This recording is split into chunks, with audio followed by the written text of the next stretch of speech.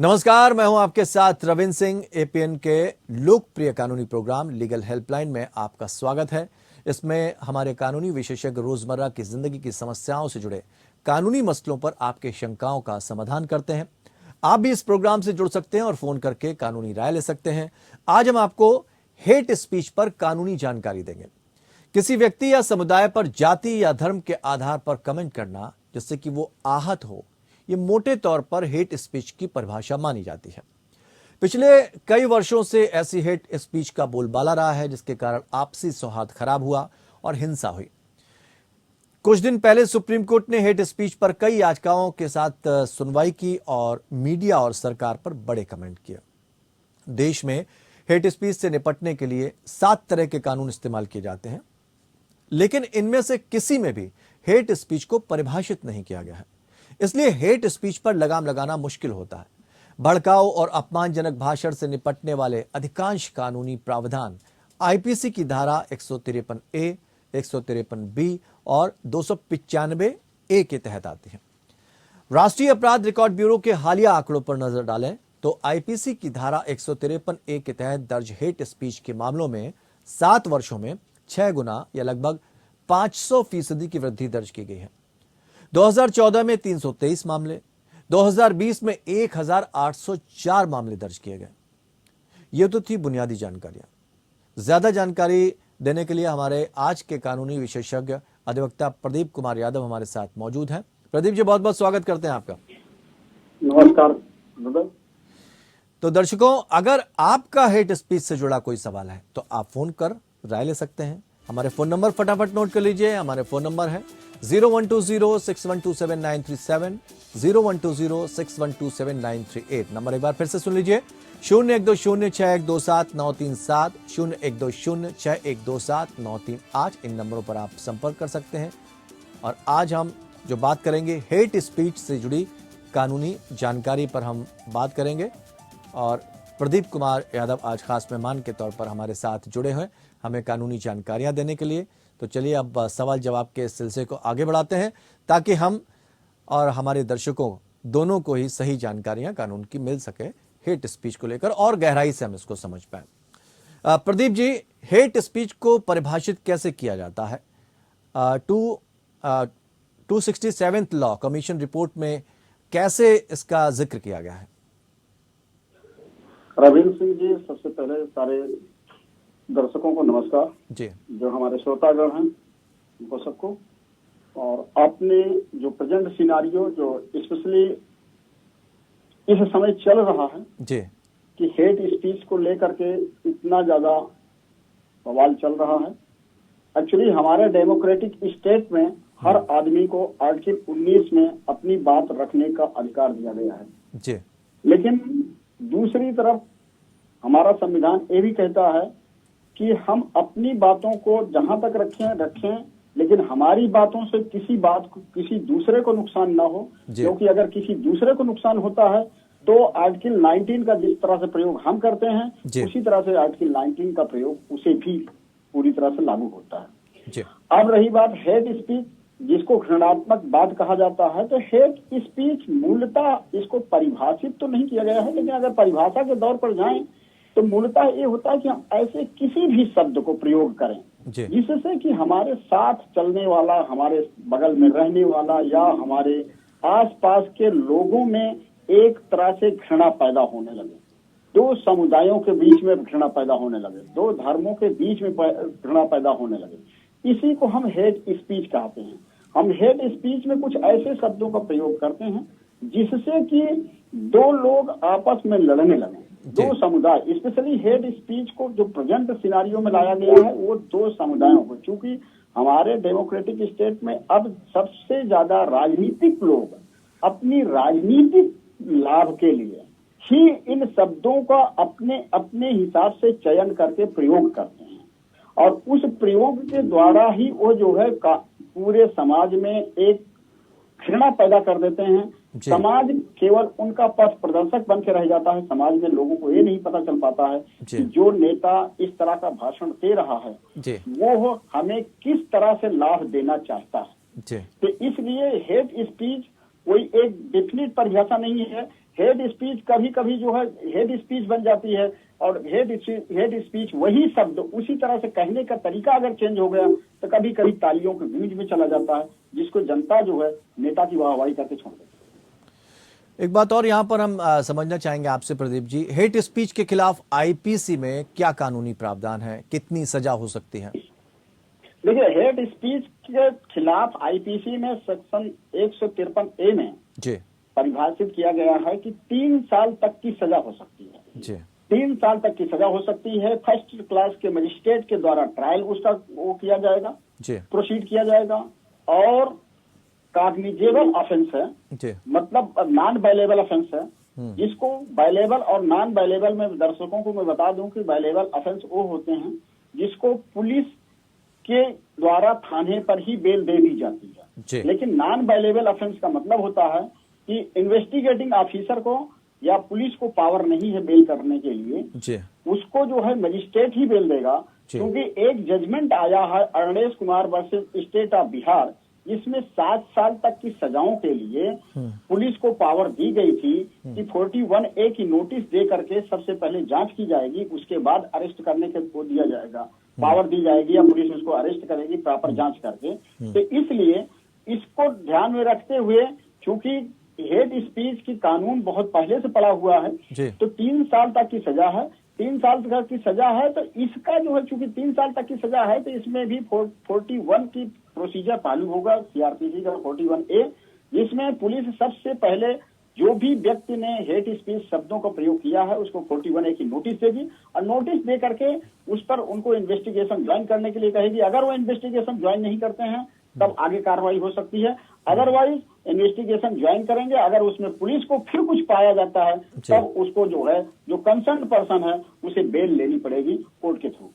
जी, थोड़ा सा इसको और समझना चाहेंगे कि क्या हेट स्पीच कॉग्निजेबल या संज्ञेय अपराध है और इसके मायने क्या है, अगर और बारीकी से समझना चाहें। हेट स्पीच कॉग्निजेबल संज्ञेय अपराध है। संज्ञेय अपराध का मतलब मैंने अभी आपको दर्शकों को बताया कि पुलिस को पावर नहीं है बेल करने की। ठीक है। संज्ञेय अपराध का मतलब है कि बेल जो ग्रांट होगी उसको जो भी छूट दी जाएगी वो कंसर्न कोर्ट के थ्रू ही दी जाएगी। जैसे कि मजिस्ट्रेट के थ्रू, फर्स्ट क्लास का मजिस्ट्रेट इसका ट्रायल चलाएगा, तो अगर उसको रेगुलर बेल लेना है या एंटीसिपेटरी बेल चूंकि मजिस्ट्रेट के पास पावर नहीं होती है, एंटीसिपेटरी बेल अगर कंसर्न व्यक्ति का जो भी अक्यूज है उसमें शामिल है तो उसको सेशन कोर्ट से लेना पड़ेगा।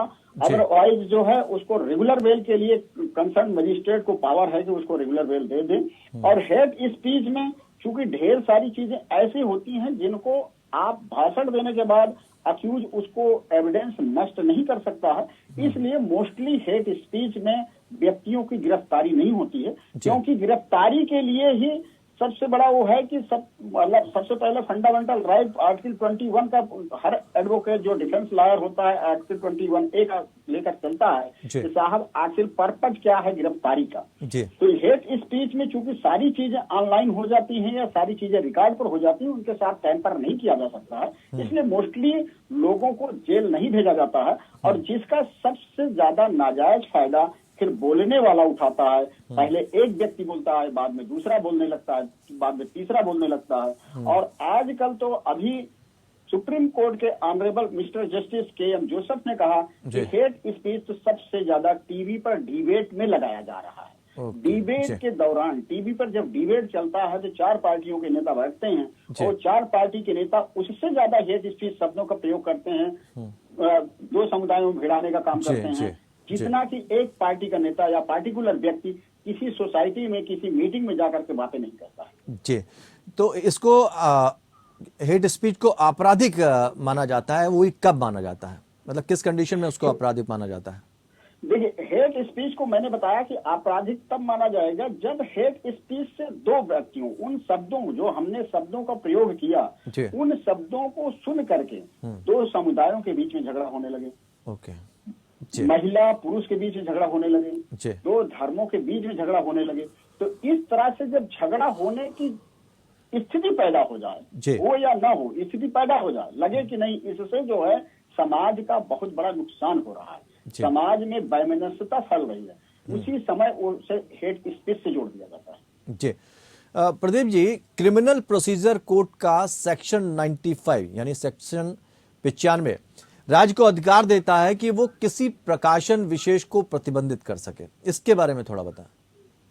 देखिए रविंद्र सिंह जी, हेट स्पीच और प्रकाशन दोनों एक डिफरेंट जी। और डिफरेंट ये है कि जब आप प्रकाशन करते हैं तो प्रकाशन के लिए अपने प्रकाशन के जो है रूल्स रेगुलेशंस हैं जी। उसके थ्रू आप सामग्री को जो है प्रकाशित करवाते हैं, वो चाहे पेपर में पब्लिश हो, चाहे पंपलेट के थ्रू पब्लिश हो, चाहे जैसे।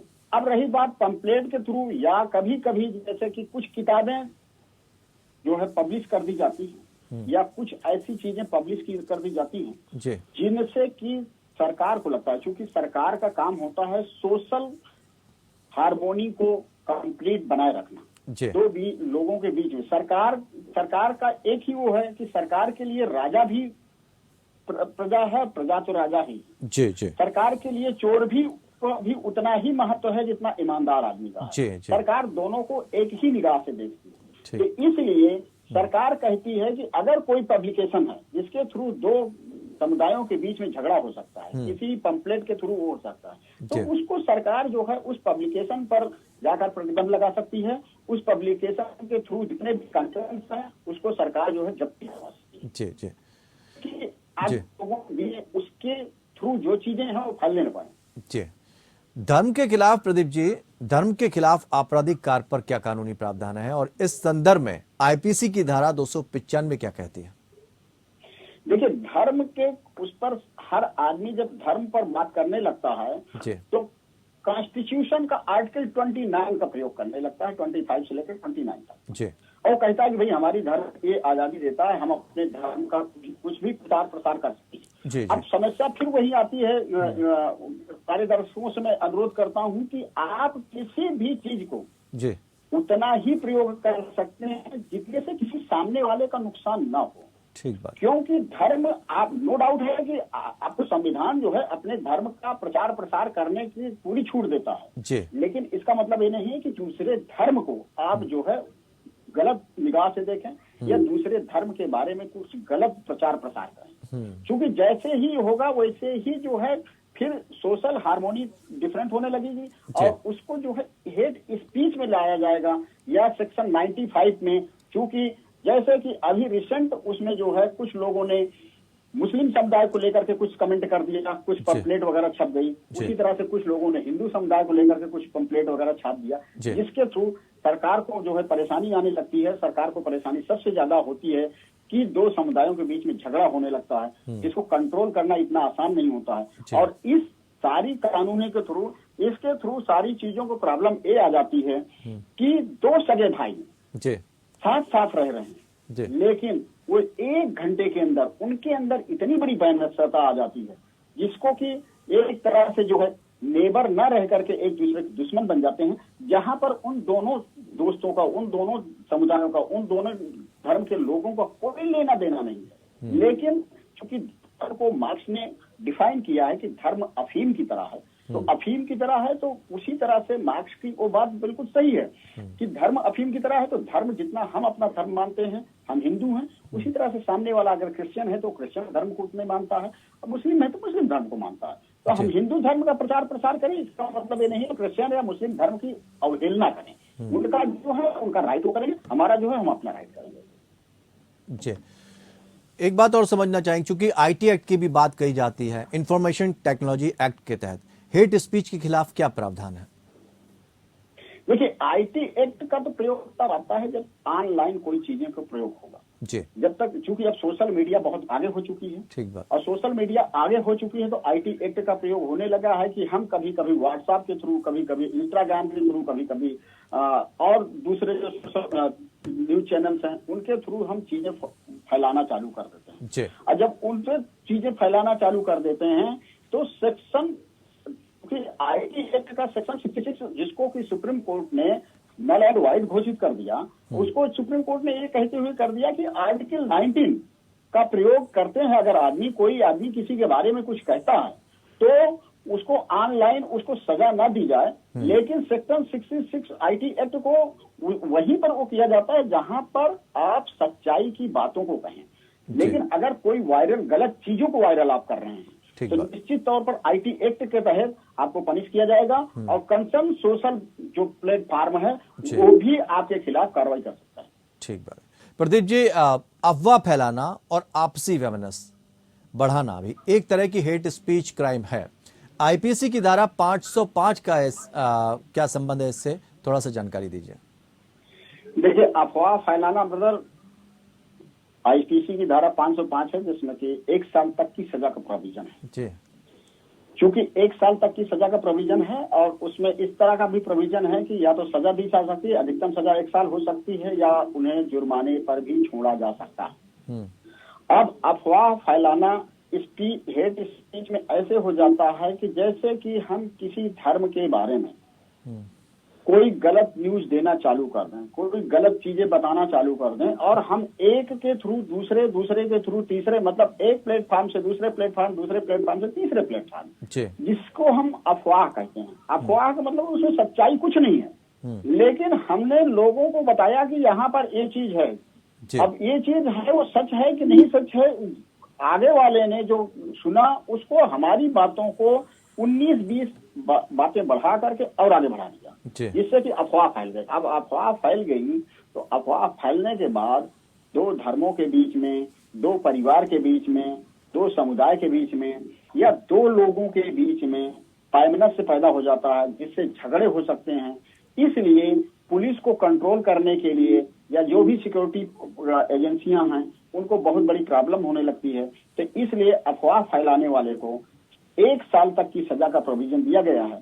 बीच बीच में ऐसे अफवाह, जैसे कि रिसेंटली अब एक फैशन जैसे बन गया है कि ये बताया जाता है कि फला एयरलाइंस में बम रखा गया है, जिससे कि एयरलाइंस को रोका जाता है जी। अफवाह ही है, अफवाह फैला करके एयरलाइन को रोका गया।